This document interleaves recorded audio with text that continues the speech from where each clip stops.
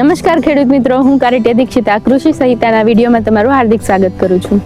આજે આપણે વાત કરવાના છે જીરુમાં એક એવો ગંભીર રોગ કે જે સુકારા પછી આવતો એક રોગ છે, ને આ રોગ ફૂલ અવસ્થાએ આવે છે અને આપણા જીરુના પાકને પૂરી રીતે નષ્ટ કરી શકે એટલી સક્ષમતા છે. હવે આ જીરુનો રોગ એટલે કે કાળિયો, કે જેને આપણે કાળી ચરમી કહીએ છીએ અથવા તો ક્યુમિન બ્લાઇટ કહીએ છીએ. હવે આ ક્યુમિન બ્લાઇટ છે એ અલ્ટરનેરિયા નામની ફૂગથી થાય છે. હવે આ ફૂગથી થતો રોગ છે, તો એના નિયંત્રણ માટે આપણે ફૂગનાશક નાખવા જરૂરી છે.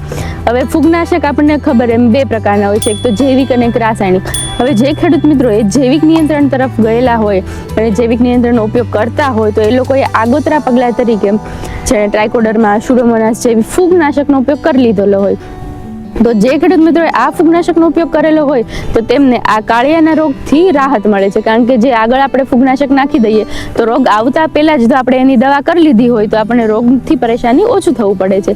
તો એવી જ રીતે આ કાળિયો જે રોગ છે એનું નિયંત્રણ જૈવિક રીતે કરો તો ખૂબ જ સારી વાત છે. પરંતુ હવે જે ખેડૂત મિત્રોને આ કાળિયાનો રોગ આવી ગયો છે અથવા તો આવી ચૂક્યો છે તો એમના માટે રાસાયણિક નિયંત્રણની પણ આપણે આજે વાત કરીશું. તો સૌપ્રથમ જો આ કાળિયો રોગ છે તો એનું આવવાનું કારણ શું છે, તો કે જે આવું હવામાન, વાદળછાયું વાતાવરણ, ભેજવાળું વાતાવરણ રહે કે જેના કારણે ઠંડીનું પ્રમાણ રહે છે, લગભગ 20 થી 31 સેલ્સિયસ જેટલું તાપમાન રહે છે.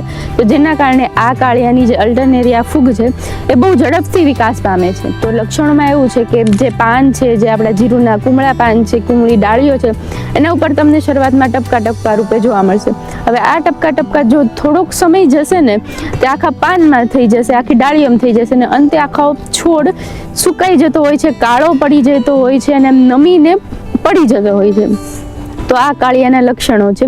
હવે લક્ષણો અને કારણો બાદ આપણે વાત કરીએ તો એમને રાસાયણિક રીતે કઈ રીતે નિયંત્રણ કરવું. આગોતરા પગલા તરીકે તમારે ગેલેલિયો બ્રાન્ડની જે પિકોક્સીસ્ટ્રોબિન 22.52% છે તો તેનો ઉપયોગ કરી શકો છો. પછી આપણે ટેબુકોનાઝોલ પ્લસ ટ્રાઇફ્લોક્સીસ્ટ્રોબિન 25% કે જે નેટિવ બ્રાન્ડ નેમે આવે છે તેનો ઉપયોગ કરી શકો છો, અથવા તો એઝોક્સિસ્ટ્રોબિન પ્લસ ડાયફેનાકોનાઝોલનો પણ ઉપયોગ કરી શકો છો, અથવા તો એના અથવામાં જો તમારે જવું હોય તો ક્રેસોક્ઝિમ મિથાઇલ 44.3% આવે છે તેનો ઉપયોગ કરી શકો છો. અને છેલ્લે જો તમારે ગેલેલિયો બ્રાન્ડનેમાં જવું હોય તો તેના જે વધુ ટેકનિકલ વાળું એટલે કે પિકોક્સીસ્ટ્રોબિન પ્લસ ટ્રાઇસાયક્લોઝોલ કે જેનો તમે ઉપયોગ કરી શકો છો. તો આમ ખેડૂત મિત્રો, આ રાસાયણિક નિયંત્રણની મેં વાત કરી અને સાથે સાથે જે આપણે શરૂઆતમાં જૈવિક નિયંત્રણની વાત કરી લઈએ તો આ બંને રીતે તમે આ કાળિયાના રોગથી રાહત મેળવી શકો છો.